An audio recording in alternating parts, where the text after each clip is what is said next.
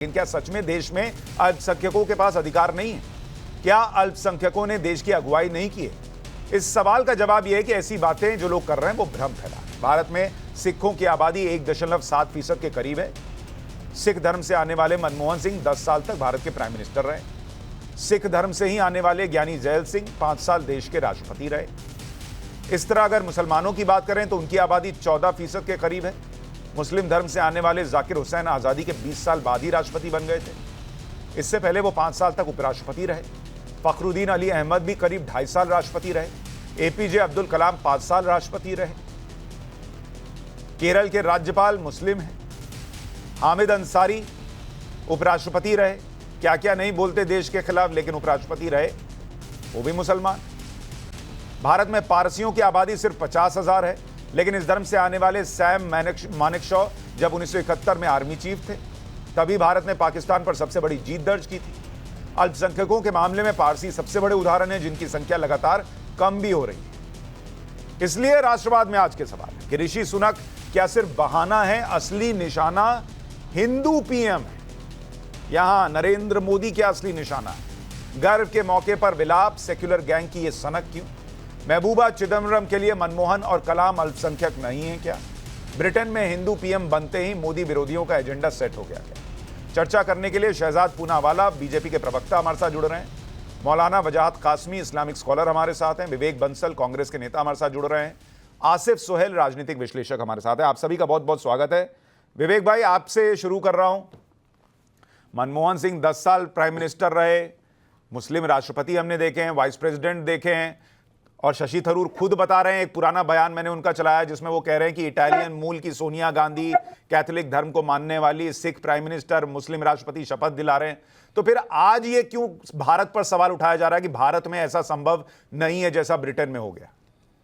देखिए, इसको आप गलत दृष्टि से देख रहे हैं। ये जो सब जिनको आपने उदाहरण के रूप में और जिनका आपने संज्ञान लिया, वो एक बहुत सकारात्मक कदम रहा है भारत की विविधता का, भारत के संविधान का, जो सबको मूलतः सबको एकाधिकार देता है।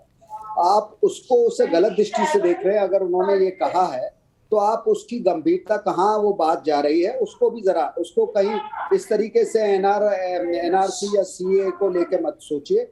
सिर्फ और सिर्फ बात जो है वो उन्होंने, जैसे कि आज की जो तत्कालीन जो सत्तारूढ़ दल है, उनके नेताओं ने किस तरीके से, जब यूपीए की चेयरपर्सन सोनिया गांधी जी का जब बात उठ रही थी उनके प्रधानमंत्री बनने पे, तो किस तरीके से आपत्तिजनक उनकी टिप्पणियां थी, उसको लेकर भी उसकी तरफ इशारा करता है।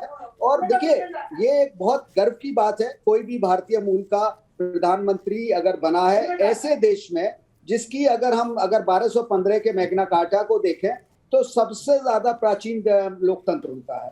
तो ये हम सब के लिए गर्व की बात है, इस पे कोई विवाद नहीं उत्पन्न होना चाहिए। बीजेपी जो है वो भारत नहीं है ना। भारत की एक तमाम पार्टियों में से एक पार्टी है बीजेपी। उसमें से किसी ने अगर प्रश्न उठा दिया, और सोनिया गांधी पर प्रश्न उठाने वाले सिर्फ बीजेपी में नहीं है, शरद पवार साहब भी सोनिया गांधी पर प्रश्न उठा चुके हैं, बड़े बड़े प्रश्न उठा चुके हैं।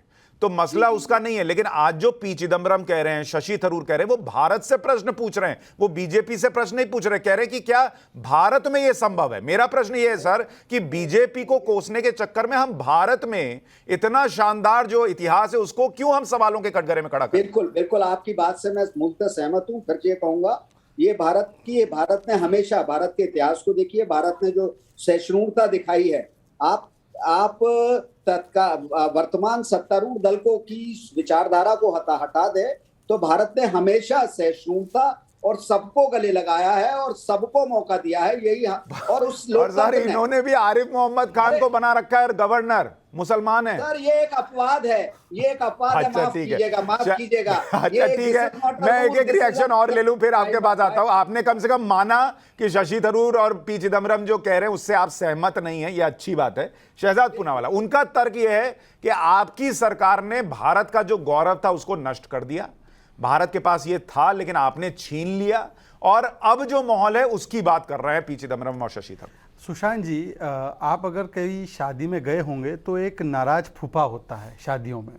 नाराज फूफा जो है वो हमेशा अपने ही परिवार की शादी में कहता है आलू कच्चा है, रोटी जल गई है, पालक पनीर खत्म हो गया है। तो ये कांग्रेस नाराज फूफा है। भारत की नाराज फूफा जो है ये कांग्रेस पार्टी है।